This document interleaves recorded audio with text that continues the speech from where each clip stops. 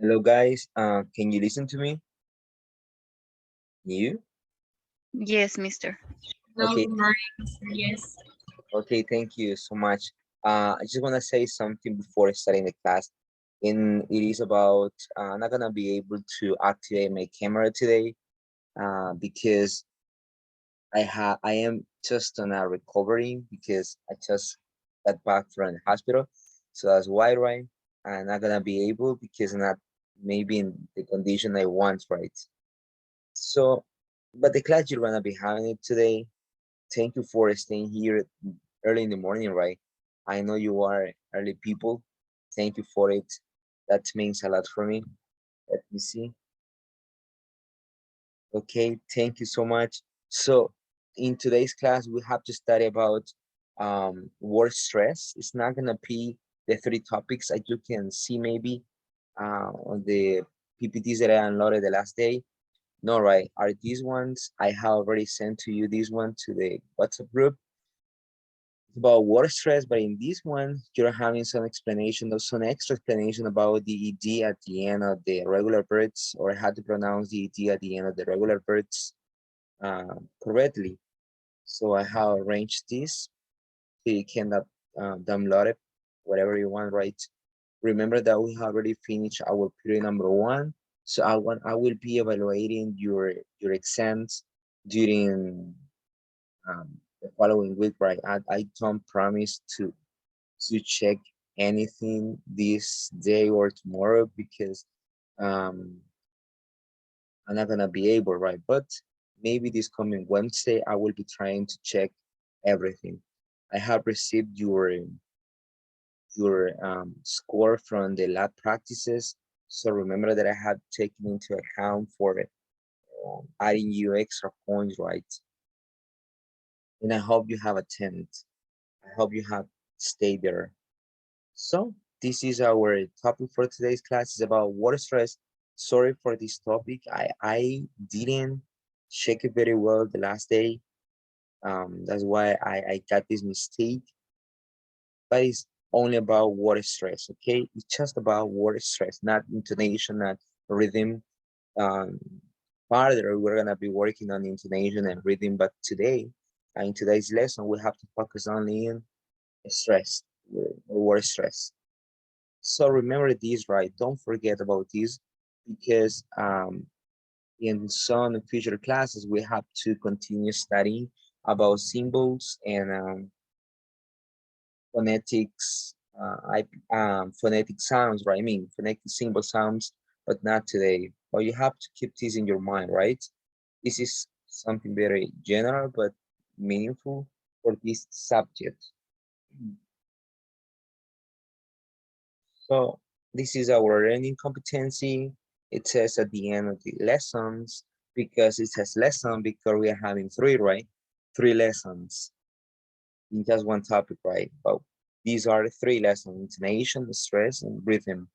But at the end of the lesson, student will be able to recognize the rising and falling intonation, word stress, and rhythm in words by working individually and collaboratively with the teacher in order to apply the knowledge into a real context.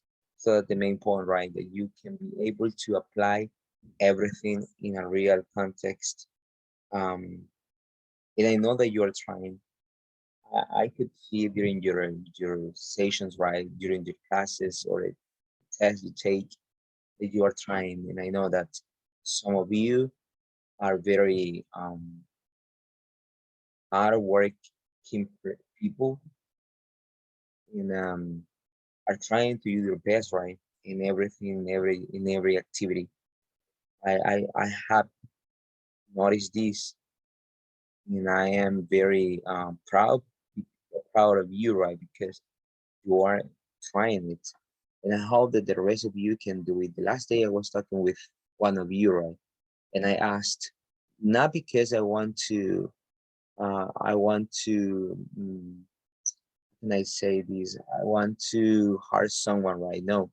But I asked something to one of you, and the question was, did your classmate work with you, or did your classmate help you during your activity? And I asked this because I ain't noticing, right? I ain't just paying attention to some of you. And this is one of the role of a teacher, to know his students' level. And we have to encourage you, right? To continue working. We have to encourage you to continue doing your best. I know that you are, but you have to do more than that. Remember that one day you will be the teacher. One day, maybe you will be teaching this, or maybe you will be teaching in kindergarten. I don't know, but you're going to be there. And I hope that you can do a great job in the future. And I know that you're going to be doing a great job. So that's why I am trying to ask you, right, about the homework. When I had that opportunity, I tried to ask you directly to you, to your own face. Wait for a minute.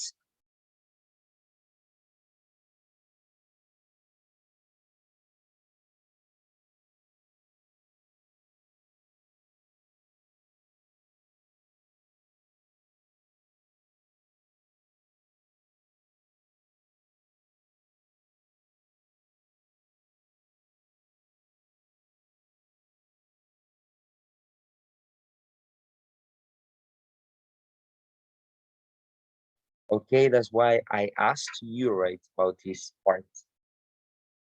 So this is our main lesson for today's class. Word stress, right? I know that you have an idea about word stress, and that is about um, where um, the stress fall in a word, right? I mean, where one specific letter is pronounced more than others. Maybe that's the idea that is maybe running into your mind. That's correct. In Spanish, in English, right? Because both languages must be compared during this class. In English, you don't have that word that we know as tilde. We don't have it, right? Yes, right. This is something that is very normal. In Spanish, we have that word that says tilde, but in English, we don't have it. It's different. In English, we don't have that word in tilde, right? But in Spanish, we have two different kind of tildes, right? Let me ask to you. Vamos a preguntar, hoy es 25 ya. Ber, um, Bertila Fuentes, are you here, Bertila Fuentes? Yes.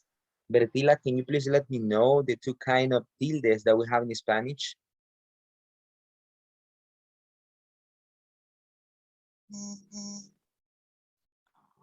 ¿Sabe usted los dos tipos de tildes que tenemos en español? Repítame, por favor. ¿Sabe usted las dos tipos de tildes que tenemos en español? Mm,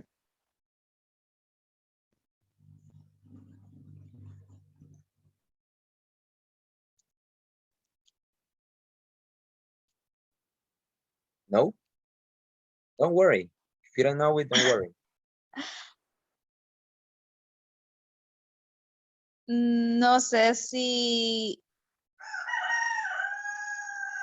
se refiere a las palabras, cuando se les marca la tilde, ¿no? Ajá. ¿Cómo se le Las conoce? sobre esdrújula, ¿no? No. Me refería a los dos tipos de tilde que tenemos. Vamos a ver acá tenemos algo. Ah, Agudas y graves. Ok, tilde prosódica y tilde ortográfica. oh, Okay, nice. So, have you ever heard about that, guys? ¿Ya han escuchado de eso? Have you ever heard about it? You can write in Yeah, the chat, right? Yes, right. the Very, prosodic is like when you don't put the symbol, and the other one is when you put it, but the accent is still sound. very good. Excellent. In English, we don't have it, right? We don't have that word tilde in English, but we have the word stress. So, let's continue. What is word stress exactly? All words that had more than one syllable had word stress. One syllable is longer and louder than the other. English words has its own rhythm. No es rhyming, ¿verdad? Word stress plays an important role in the correct pronunciation of English words. China, for example, revelation, another example. So if you notice in here, the most important part is to understand the syllables. And in English, then in the Spanish, right, we have to count the syllables in a different way. Remember that in the Spanish, we count the syllable by every vowel that you have in the word. But in English, you count the syllable according to the sounds or the vowel sound that you have in that word. Let me see if you are understanding this or not, because this is one of the most important classes and one of the most easiest, one of the easiest classes you're gonna be having, but at the same time, one of the most important. Remember, you have to reproduce this class with kindergarten, with first grade, or at university, but especially to those students who are starting learning English. So let me see if you are understanding the class, because for me, that's the most important, right? That's the most important part. Estela Hernandez, you're here. Yes.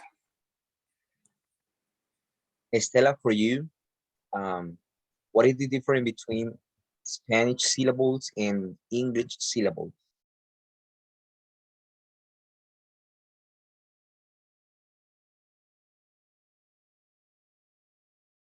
How can you differentiate the Spanish syllables and the English syllables? Estela?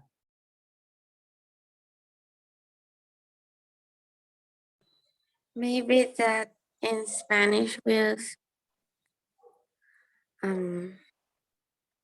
como en español, in Spanish we have tildes. I don't know how to say it. Nope, because when we talk about the tildes, we talk about the word stress, but now we're talking about syllables. How can you identify syllables in the Spanish language, and how can you identify the syllables in the English language? I'm Can you gonna be honest, explain I that? don't know. You don't know? No. Okay, got it, don't worry. Once again, guys, pay attention.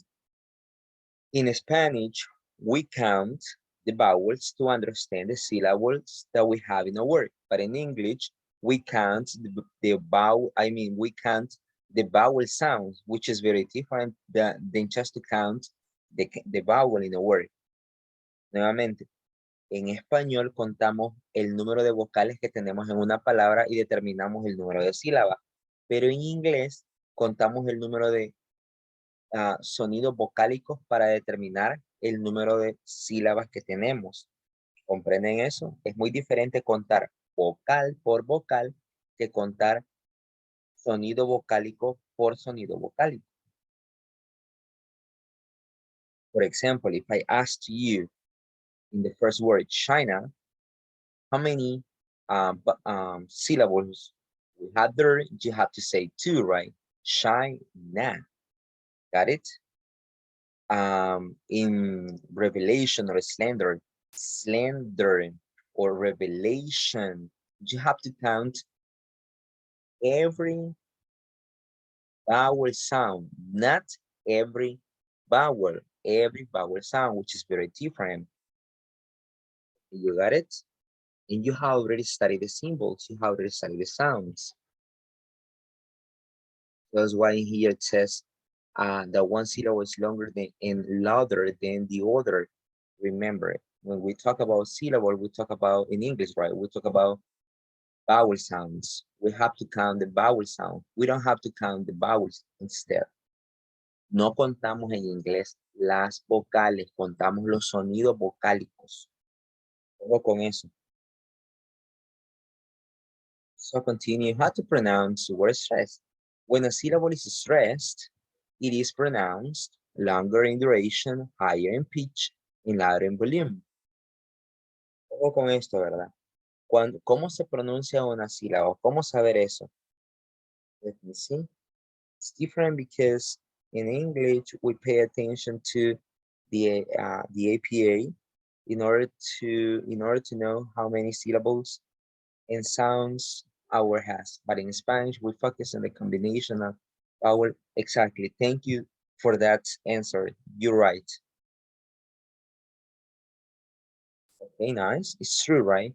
So that's different between Spanish and English. We have to compare it to our language because um, you don't know when or where, right? One student or one kid will ask you, teacher, how can I differentiate, right? Or how can distinguish is the Spanish and the English syllables? You have to be prepared. So in here you have this, right? How to pronounce word stress. Remember, the word stress means where exactly a word sounds louder or a letter sounds louder than the others. Here you have this, right? Louder in duration because um, the length, right? It's talking about the length. Higher in pitch, your intonation. And louder in volume, your uh, that's a strong feeling. So the importance of word stress. Let me see. Stressing the wrong syllable, sorry, in a word can make the word very difficult to hear and understand. I told to you, right, the last month, I think, or when we are starting the, the class, I mean, the subject, that I was serving like an interpreter in 2010. And I said to one doctor, I remember 12 years ago, can you please repeat that? And she didn't understand at once because I said repeat. And I remember that my error was like telling to her repeat, and this was like repeat. So then I just tried to figure it out, and I discovered that the best pronunciation is repeat. But at that day I said repeat. That's why I got it incorrectly. So pronouncing correctly the word can help it to be more understandable to others, especially to native speakers. And that's the main point, right? That you can be understand that every person from other countries can understand you. For example, one day maybe you can take the TOEFL IBT, for example. This is just an example, right? In the TOEFL IBT, you have to be tested, right? Uh, in speaking. So you have to speak. You got it? And you have to get from 1 to 30. From 1 to 30 means the scores. From 1 to 10, you are in basic. No, I mean from 1 to 15, you are in basic English. From 16, I think, to 25, you are in intermediate. From 21 to 25, I think, advanced intermediate. And for 26 to 30, you are advanced, right? But you have to speak. And if you don't pronounce very well the syllables, you're gonna be having a bad score. So that's why pronouncing correctly is important. Stressing a word differently can change the meaning or type of the word. For example, the word chef, right? Someone can be a chef, a good chef, and you can say that that person is a good chef. But what happens if you don't pronounce the word chef correctly? The people will be understanding other meaning, right? People will be identifying another kind of meaning, and people will maybe probably tell to you, you are a rude person, you are a mean person, mm, you are referring to someone in a bad way. Why? Because of your pronunciation. So pronunciation as commas can save your life. Let me see. Even if the speaker can be understood, mistakes with word stress can make the listener feel irritated or perhaps even amused and could prevent good communication from taking place. Let me see. Let me ask to this pronunciation too. Um, Marisol Rivera. Are you here, Marisol? Yeah, I'm here. Can you please pronounce the both one? We have one here, the same word, but one is incorrect and one is correct. Can you please pronounce it? Okay. Desert, dessert.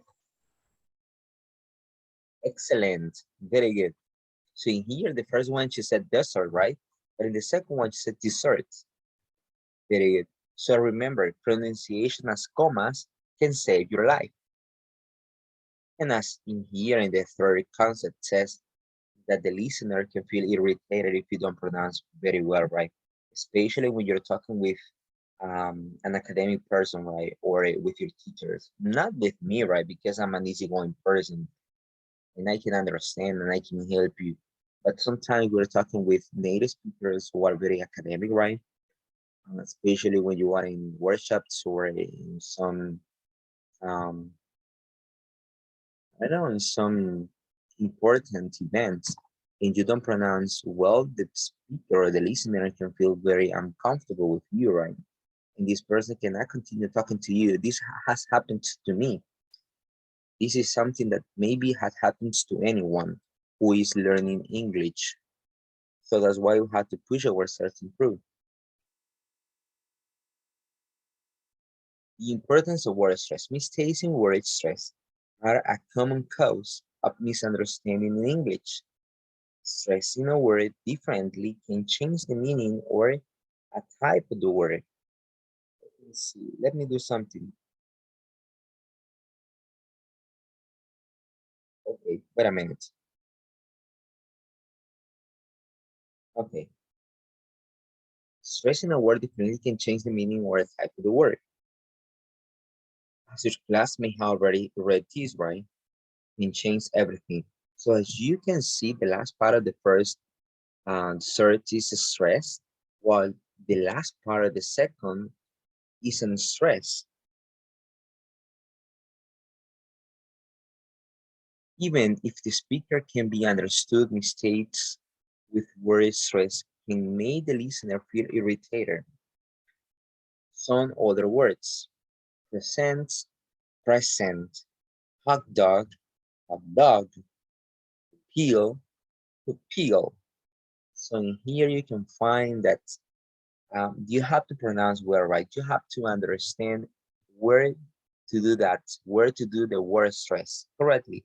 So this is more than practice, right? You have to continue practicing and listening, right, to others speaking. So let me see. I am having here some rules. I think yes. So pay attention to the following rules to pronounce well the word stress. Here you have some rules that you have to pay attention, right, and you have to follow it. It says a word can only have one stress. In a very long word, you can have a secondary stress, but it is always a much smaller stress. So pay attention to the first rule. The first rule says that a word can have only one stress. If you're having a long word, right, a word that you can count more than one syllable sound, you can have a secondary stress, but it is much smaller. The second rule, only vowels are stressed, not consonants. Important to taking into account. Only vowels can be stressed, not consonants. Only vowel sounds can be taken into account as syllables, not consonants. Two syllables, nouns and adjectives. I think that the color is not helping me. Wait a minute. So much better, right?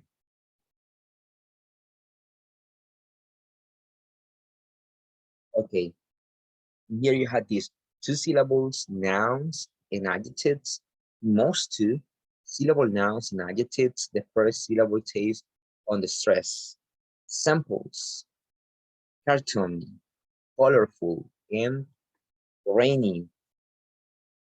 So you can see here, you're having only nouns, right?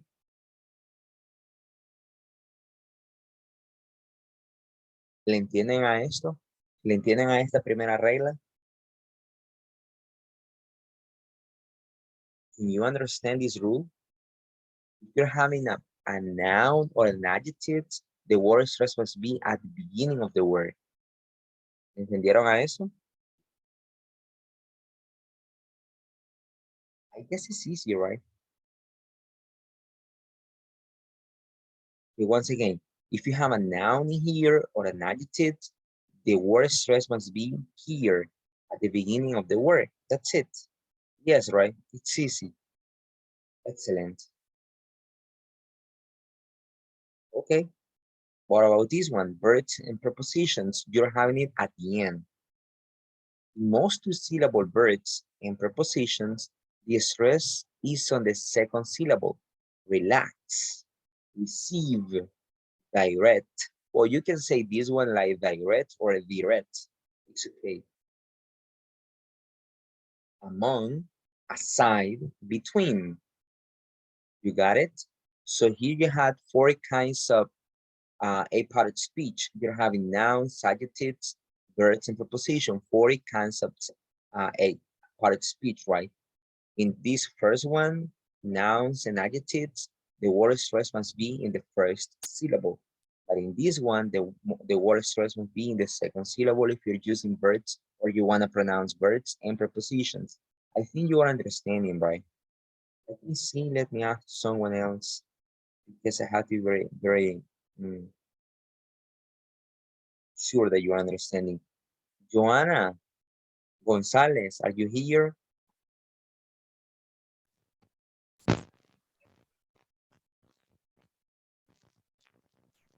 Hello. Hello, sir. Hello, lady, sorry. I guess you're having problem with your internet connection, right? Or your microphone. Yes, I Don't have a worry. problem. Yeah. I can hear. Yeah, I think I noticed. Can you Don't worry, listen don't to worry. me? Yes. Don't worry, Joanna. Just don't worry. I got it. Don't worry. Okay, let me ask to Carlos Alfredo.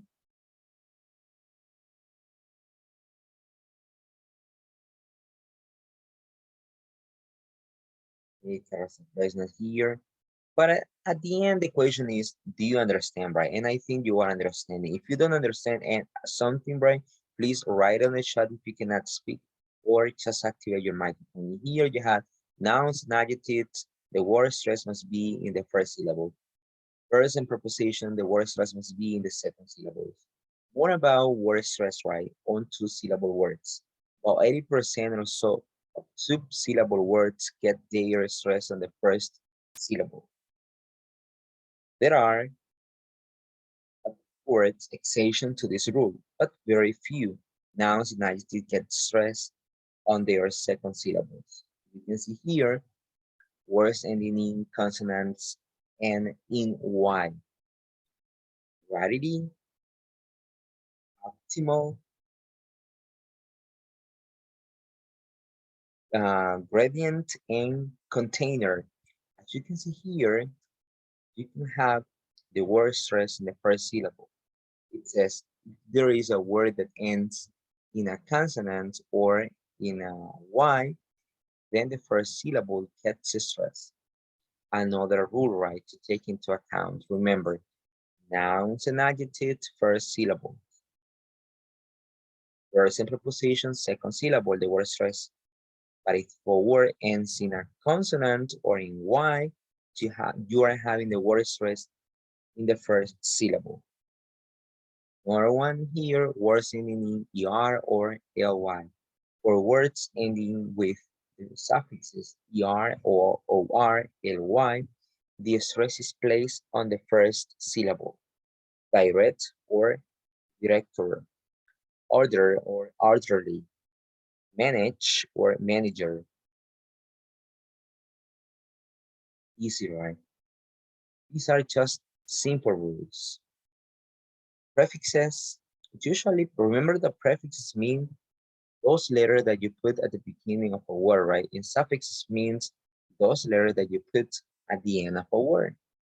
Usually prefixes do not take the stress of a word. There are a few exceptions to this rule. However, like UN, IN, PRE, EX, or MEs, right? Which are all stressing their prefix. For example, explanation, and examine. Inside, inefficient, interest, misspoken, sorry, misspoke, mistake, misspelled, precede, prearrange, and preliminary. So these are prefixes, and remember, if you're using a prefix, the word stress must be in that prefix. Let's see, someone here. Isaac Gutierrez, you're here, Isaac.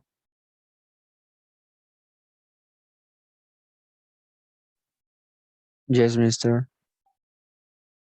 Isaac, cuando tenemos un sustantivo y un adjetivo, ¿a dónde va a ir el word stress?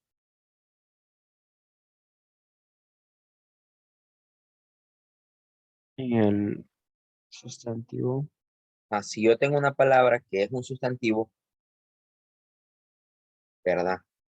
Y aunque sea larga, pero es un sustantivo, como beauty, beauty es un sustantivo, ¿verdad? Beauty, no es beautiful, beautiful es el adjetivo. Pero si yo tengo una palabra como beauty, ¿a dónde iría el word stress en la palabra beauty? ¿En qué sílaba?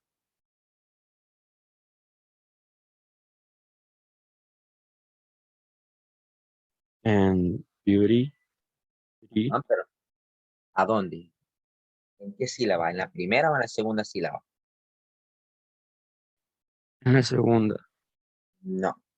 Si es sustantivo, va en la primera. Acordémonos de eso. Ojo, estamos viendo acá. Se los digo, se los estoy tratando de repetir porque estas son clases que las van a reproducir allá en tercero, segundo, y se van a acordar de mí. Vamos a ver. Preguntarle ahora a una muchacha. ¿Ven? Erika. Erika Yes. Isela. Erika, ¿qué pasa si yo tengo la siguiente palabra? Beneath. Primero, ¿qué es beneath? ¿Sabe qué es beneath? No, mister. Beneath es una preposición que significa sobre. Beneath. Mm, Ajá. Si es una preposition, ¿a dónde iría el word stress? ¿En la primera o en la segunda sílaba? segunda sílaba. Very good. Second syllable. Excellent. Porque es una preposición. Eso es todo. Si es un prefijo, como... ¿Se fue, Isela? Sí. Vaya, ¿qué pasa si le tengo este prefijo? Unclean. ¿A dónde iría la word stress en unclean? Clean Unclean. Unclean, ¿a dónde iría? en la segunda. En la primera. La Veamos la primera. que tenemos en pantalla, dice prefixes. Ok. Ok, excelente. Esa de an es muy importante, estudianla bastante. El un es negativo, así que todas las palabras vayan al opuesto.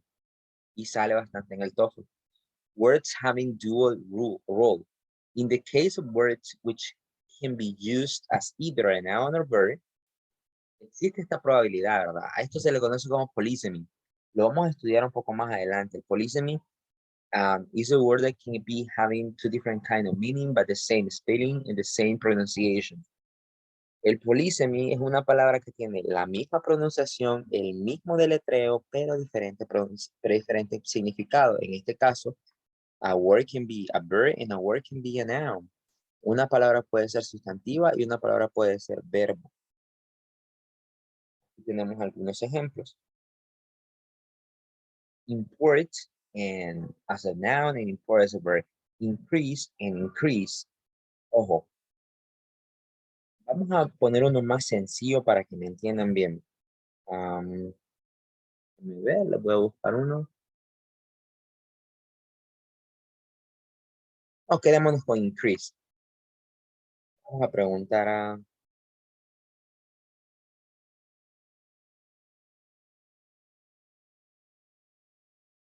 Esto está un poco más difícil, sinceramente, porque es un polysemy. Pero yo sé que ustedes son inteligentes y me la van a resolver.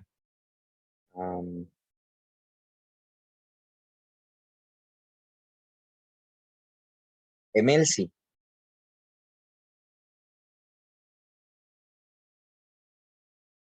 Melcy, can you please activate your microphone?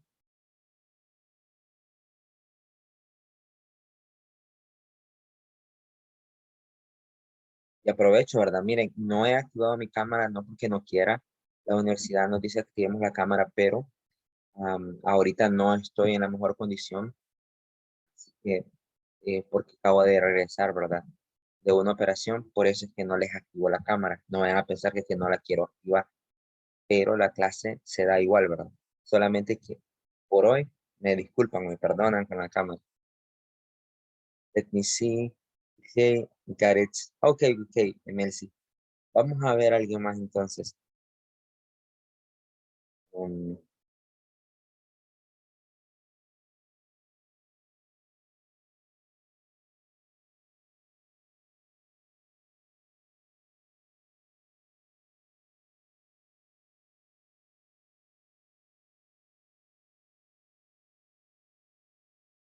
Losa.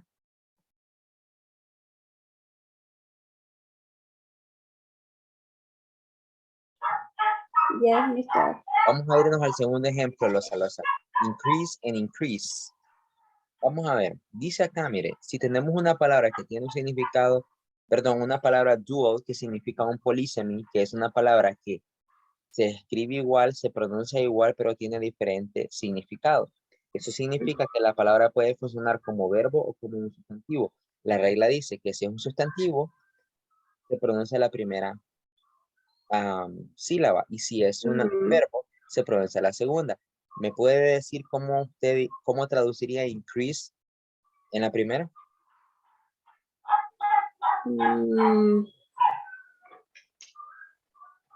I'm not sure. Increase como noun.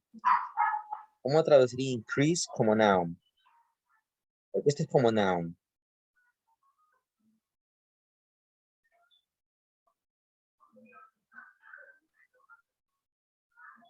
I don't know, mister.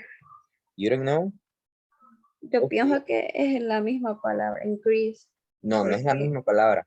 Es la misma palabra, pero no tiene el mismo significado. Aumento, incremento, excellent. Aumento o incremento. Y en la segunda, él y sus compañeros le están ayudando. Aumento o incremento. Y en la segunda, aumentar. Excellent. Excelente. In the first one, you have aumento o incremento. In the second one, you have incrementar. That's right. Very good. Let me see if I have any here. Creo que tengo un ejemplo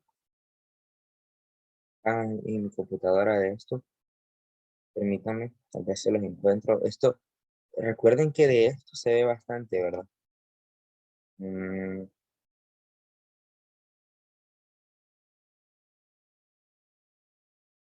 mm, no, no, I don't have it. Okay, continue. Oh, remember, if you're having a dual word or a polysemy, you have to consider the following thing. That as a verb, as a noun, the word stress must be in the first syllable. As a verb, the word stress must be in the second syllable. Son solo reglas. Si ya se fijaron bien, son puras reglas. Si yo me las aprendo, pues voy a salir bien primero en el examen, ¿verdad? Y segundo, voy a sonar mejor. Word stress for compound words. Compound words are two words working together to have one special meaning. A compound noun is a noun made out of two nouns in order to form one word. That's simple. Iceland, toothpaste, seafood. So what is the point in here? The point is that if you're having word in a compound noun, the first word usually takes on the stress. La primera, vamos a ver. Sunflower, exactly. Sunflower is one example of this. Ahora, ¿qué nos está diciendo? Si es de este tipo, es decir, dos sustantivos unidos, el primer sustantivo es el que lleva el word stress, el segundo no. Como en sunflower, como en bookkeeper. ¿Saben qué es un bookkeeper? Bookkeeper, como decimos bookkeeper.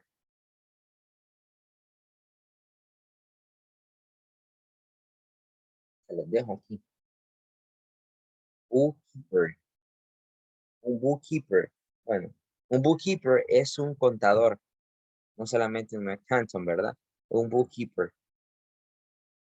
El primero lleva el word stress como en Iceland. Toothpaste. No es el segundo, sino el primero. But what about if you're having an adjective? So you can see here, 10 meter, rock solid, en 15 minutes. Le voy a enseñar esto. Esto creo que no lo saben. O si lo saben, disculpen, ¿verdad? Ya ha dicho que no lo saben. Pero voy a asumir que no por el hecho de que estamos en tercer año. Cuando una palabra, presten atención todo, ¿verdad? Y si usted ya lo sabe, pues, original. Si no, preste atención. Cuando una palabra como esta lleve un hyphen en medio, ¿ya se fijaron? Que hay un hyphen ahí, así se le llama ese guión, hyphen. Cuando hay un hyphen en medio, así como esta palabra que tengo yo en pantalla, toda la vida va a ser un adjetivo, ¿ok? 15 minutes, así. Si va así, 15 minutes. Si va así con un hyphen en medio, eso va a ser un adjetivo. ¿Comprendieron? Si la palabra tiene un apóstrofe y una S, si aquí tuviéramos minutes y un apóstrofe y una S, toda la vida va a ser un adjetivo. ¿Comprendieron? Reglas básicas, ¿verdad? De adjetivos. Toda palabra que contenga un hyphen en medio, es decir, una compound word como esta, pero con un hyphen en medio, toda la vida es un adjetivo. Si la palabra contiene un apóstrofe y una S, toda la vida es adjetivo. ¿Se les queda eso? Toda palabra que se escribe antes de un sustantivo es adjetiva. ¿Se les quedó eso? Para que no digan, ¿verdad? El adjetivo es aquel que describe el nombre y hasta ahí. No, ¿verdad? Eso es muy básico. So you got it? Can you Or- repeat it, mister? I'm Okay. writing it down. Okay. Once again, when someone asks, right, to us what is an adjective, the first thing that we say is an adjective. It's a word that describes, that's true, a noun or other adjectives. That's pretty true. Eso es verdad. Un adjetivo es lo que describe a un sustantivo o a otros adjetivos. Pero en su clasificación vamos a decir lo siguiente también, que en inglés todas las palabras que contengan un hyphen, es decir, una compound word como esta, que contenga un hyphen en medio, que tenga un guión, así como este, en medio de dos palabras, todo el tiempo, esa palabra va a ser un adjetivo. Y su word stress va a ir en la segunda palabra de la cual está compuesta, como en 10 meter, meter, rock solid, no va a ir en rock, sino en solid, pero toda junta, rock solid es un adjetivo. También un adjetivo es aquella palabra que contiene un apóstrofe y una S. Todo el tiempo, una palabra que contenga apóstrofe y S es un adjetivo. Recuérdenlo. Podemos decir Jonathan's book. En este caso, si yo digo Jonathan's book is on the table y alguien me pregunta la clasificación, yo diría el verbo es is, porque son tres partes, ¿verdad? Recuerden, sujeto, verbo, complemento. El verbo es is, el sujeto es book. Si alguien me dice Jonathan's book es el sujeto, está en un error, porque Jonathan's es un adjetivo. El sujeto o el sustantivo nada más es book. Jonathan's es un adjetivo de book. ¿Comprenden eso? Estos son A-part speech. Lo voy introduciendo, ¿verdad? Aunque en Phonetics no lo van a ver conmigo como lo veríamos en otra, como pragmático, lingüístico, algo así, pero deben de saberlo, porque para el examen TOEFL, por ejemplo, yo cuando veo una oración con gramatical, yo tengo que saberme las A-part speech y rápidamente distinguir, este es un adjetivo por esto, rápido, en 10 segundos, 12 segundos creo que son, rápido, porque de eso se trata, ser maestro de inglés, ¿verdad? Saber estas cositas que son detalles, son tips que nos ayudan a ayudar a otros. Okay, continue. Compound verbs. A compound verb is when a subject has two or more verbs. The stress is on the second or the last part. Ojo con este. Un compound verb es cuando usted tiene una oración y en dicha oración usted tiene dos verbos. For example, you can say, Estela dates and cooks.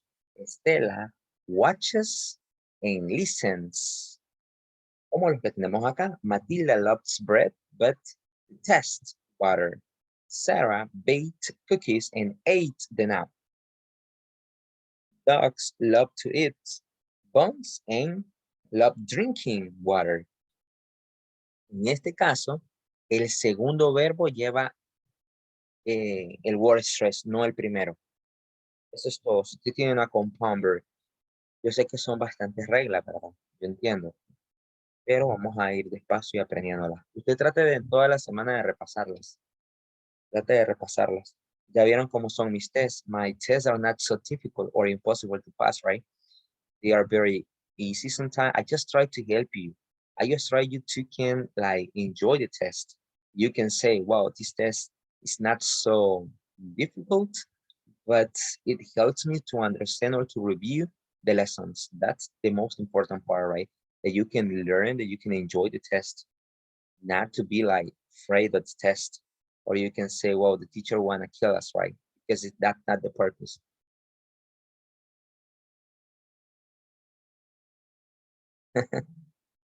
Yes, grammar is very nice, but remember, grammar is very easy, I think. For me, right, I think I tell you that grammar is not so difficult, not because I just want to demonstrate that I'm very good at grammar, right? Because I'm not so good at grammar, I have to be honest. I am learning every day. That's why I'm a teacher. I learn every day. But I can say that grammar is not so impossible to understand. Remember, grammar is just structures. Ya lo pueden ver, fonética. Ahorita está tocando partes sintácticas, ¿verdad? Está tocando partes sintácticas. No es que estemos estudiando grammar. Estamos haciendo word stress, pero para entender el word stress de una forma más avanzada, como lo habían visto quizás en primer año, hay que saber un poquito de syntax. Claro, usted me le va a decir grammar, ¿verdad? Pero recuerde que la gramática no es igual que la sintaxis. La gramática son puras estructuras. La gramática son aquellas cosas como subject, verb, complement, ¿verdad? Que aquí identifico el verbo. Ya la sintaxis va un poco más allá. Ya la sintaxis clasifica cada palabra. Es lo que hemos estado haciendo ahorita, clasificando cada una. Como cuando yo clasifico y digo, si esto lleva un hyphen acá, esto es un adjetivo. ¿Comprenden? Eso quizás fue nuevo para muchos de ustedes. Quizás, ¿verdad? Yo sé que para algunos no. Sé que algunos ya están quizás en otro año o ya lo han visto antes. That's good. Okay, continue. Noun plus compound nouns. Sustantivo más sustantivo compuesto. Siempre es lo mismo. En el primero lo va a llevar airplane, mechanic, project manager, and boardroom member. Noun plus compound noun. Bueno, vamos a ver algunos ejemplos acá. Fijémonos. Determine ya está hecho, ¿verdad? Creo que si lo pongo de otra forma saldría bien, pero igual. Dice aquí, determine which the following is the correct stress syllable. In the first one, it says convict. Cannot be. And you had the example right there, and you had the explanation right there. Convict. Why be? Because convict is a noun that the stress is the first syllable. Ahora, aquí están los ejemplos, como ustedes los pueden observar. El primero, la B es la correcta porque es un sustantivo. Y recordemos, si es un sustantivo o es un adjetivo, es en la primera sílaba. Okay, now guys, I think that you have understood this example. Today we have already studied word stress in a different way, right? Just taking into account, just pay attention to this. This is the first rule. If you're having a word which is a noun or an adjective, the word stress is in the first syllable. If you're having a word that is a verb or a preposition, the word stress is in the second syllable. and so on, right? And you're having here all of these examples. Now I want you to learn another important thing. Ahora vamos a aprender algo también importante, pero antes de ello vamos a irnos a una pequeña lectura. Wait a minute. Okay.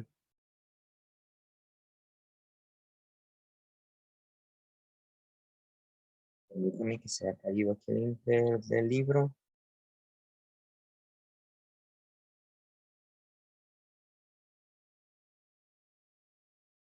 Okay. If you cannot watch it, please let me know, right? We haven't read this one, but we're gonna be doing it right now. Vamos a aprender esto ahorita. Permítanme que creo que el internet está un poco mal. Ok, excelente. Vamos a pedirle a alguien que lea, ¿verdad? No se preocupe si no lo lee del todo bien, no se preocupe. Estamos aprendiendo. Y pues hoy van a aprender algo nuevo. Algo puntual, la verdad. Daniel Díaz, you're here, Daniel? First paragraph. Yes, I'm here. Okay, Daniel, can you please read Daniel's sketch first paragraph? Okay. An American, Daniel Kish, the real-life Batman, has changed the way we think about blindness. He became blind when he was a baby, but when he moves it as if he can see, he uses echolocation like bats and dolphins. By making clicking noises with his tongue, he finds out about obstacles. The echo tells him their size and distance from him. Which ear the sound reaches first tells him the object's position. So Daniel can identify buildings, cars, and even trees, just like a same person. Very good. So you can see here, Daniel, you're having just one word that I need to repeat. This, which is in the second line. Can you please repeat the second line?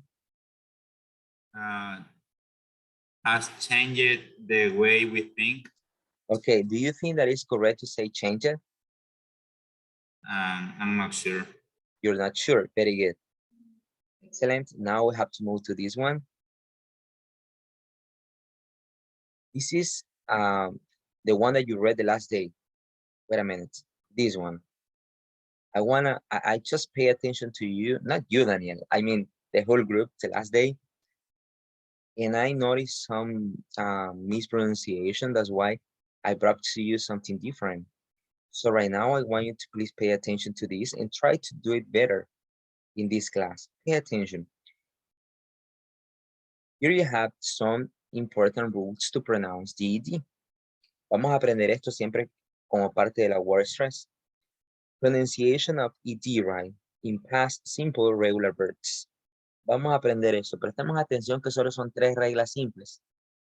Para que no nos vuelva a pasar de decir un verbo de una forma que no es, como, por ejemplo, déjenme ver qué verbo podemos poner. Work, ¿verdad? Decimos work, no, ¿verdad? No es work. Y vamos a ver por qué. Y vamos a escuchar cómo es. Y lo vamos a poner en práctica. Okay, here you have.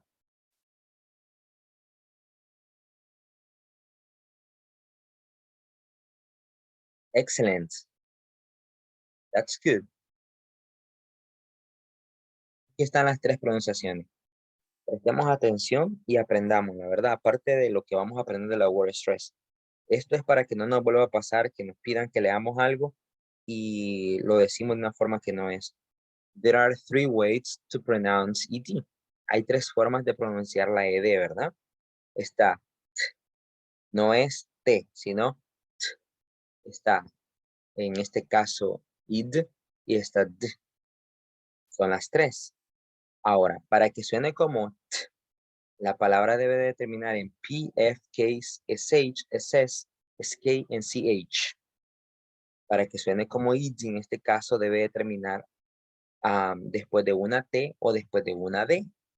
Y para que suene como D, debe de terminar después de todas las consonantes o vocales que no son parte de las anteriores. ¿Comprendieron? Vamos a hacer un ejemplo acá. Let me see. Vamos a preguntarle a alguien unas 3 de un solo.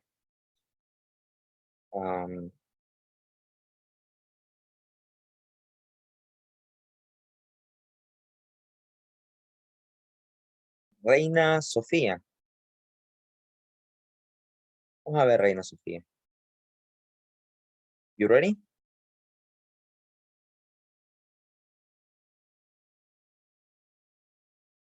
Excuse me, I can hear you well. Okay. You have to pay attention to this, right?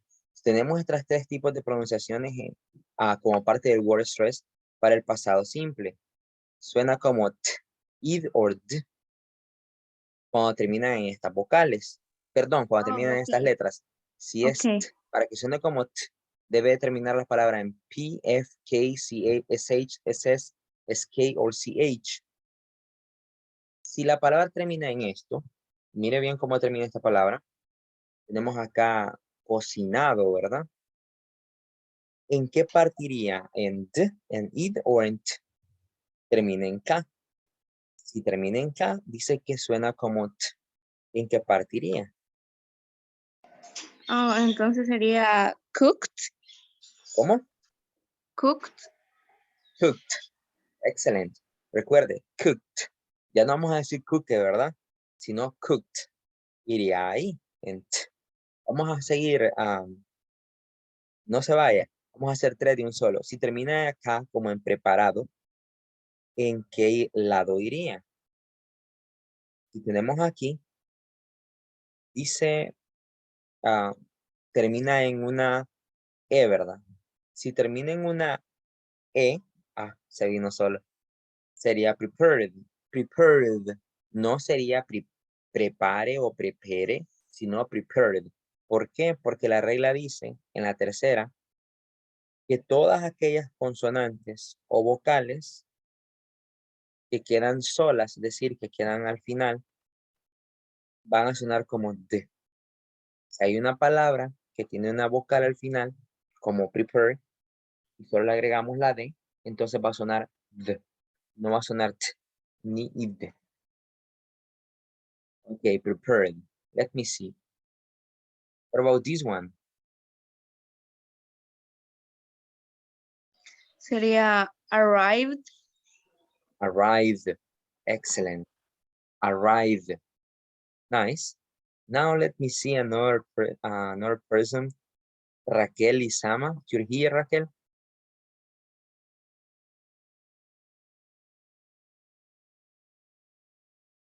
Okay, Raquel is not here right now. Let me see someone else. Viviana Mercedes.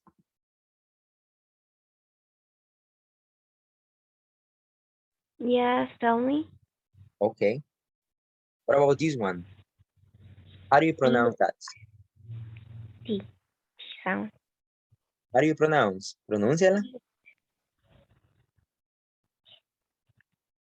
Looked. Looked. Excellent. Looked. Ahora vamos con otra. ¿Cómo se pronunciaría esta? Waited. Waited. Second column, right? Waited. Yeah. What about this one? Carried. Primera, segunda, tercera. I think first one. Yes, the first one, carried. Excellent. Nice. Okay.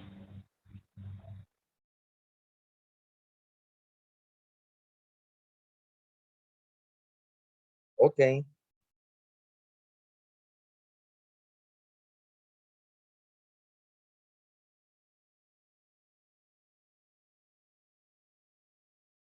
Let me see now, another person. Creo yo, ¿verdad? Que esto nos ayuda bastante a comprenderlo. Sailing Villalta. The early person. Okay, what about this one? Termina en E, ¿verdad? ¿Cómo pronunciaría esta? Closed. It should be in the first column. Closed. Very good. Excellent. What about this one? Played. Played. In the Yes. same Sorry, font, sorry. I guess. And this one, oh, it's the same, right? Let me see another one. This one Insisted in the second one. in the second one. Now, thank you for helping me. Now I'll be asking to, vamos a ver, le vamos a pedir ahora que lea le vamos a ayudar. Bertila Fuentes. You're here, lady. Le Yes. vamos a ayudar a Bertila. Ok, Bertila. Nos va a leer acá.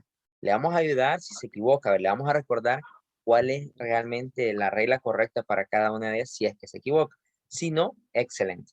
Ok, comencemos. 1, 2, 3. This is first Yes. paragraph. Okay. Yes, from the first paragraph. Sarah was 5 years old, but from a town in central India. His family was poor, so he didn't go to school as he had to work in cleaning trains. One night in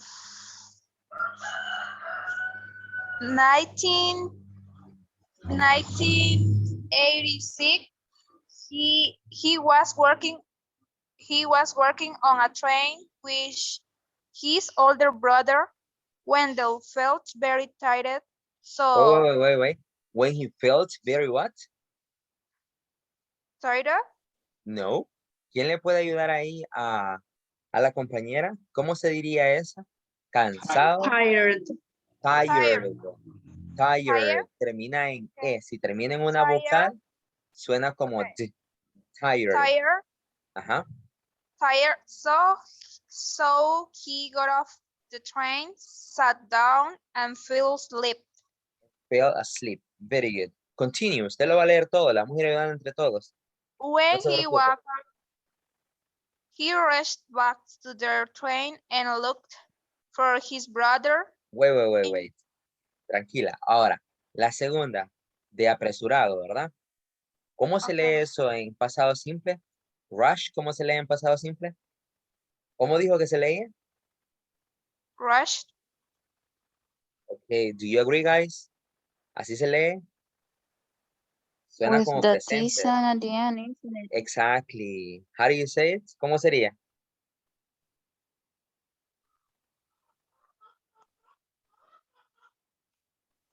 With the T sounds, it's correct. With the T sounds, but how do you say it? ¿Cómo lo dirían with the T sounds? Rushed. Rushed. Excellent. And looked for his brother. Continue. Unfortunately, He couldn't find him anywhere. He sat down on the train and fell asleep again. He woke up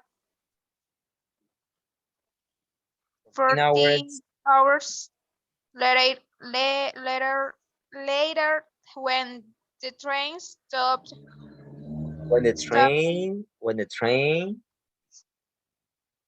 the train Stopped. termina en P. Si una palabra termina en P, ¿cómo suena el pasado?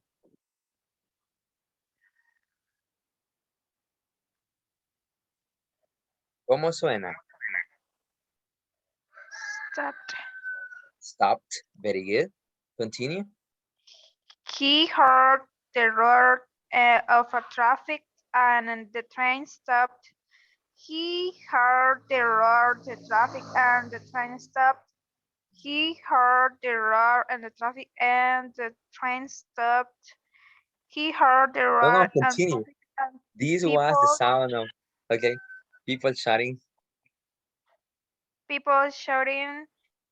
This was the sound of Calcutta, India's third largest city. Saro was in trouble. He couldn't read or write, and he didn't know the name of his hometown. He just had a photo of himself. Luckily, or orphanage, I don't know, Orphanage, it's okay. orphanage took him in. An Australian couple adopted him and took him to Tasmania in Australia. He grew up to a business degree and worked for engineering company. Okay, how do you say that? How do you say trabajado? Trabajado, ¿verdad? En inglés. No es working. ¿Cómo es? Termina en K. Worked. Worked. Termina en K. Worked. Okay. Worked. Okay, thank you for helping us. Vamos a parar ahí. Thank you so much. Let me see.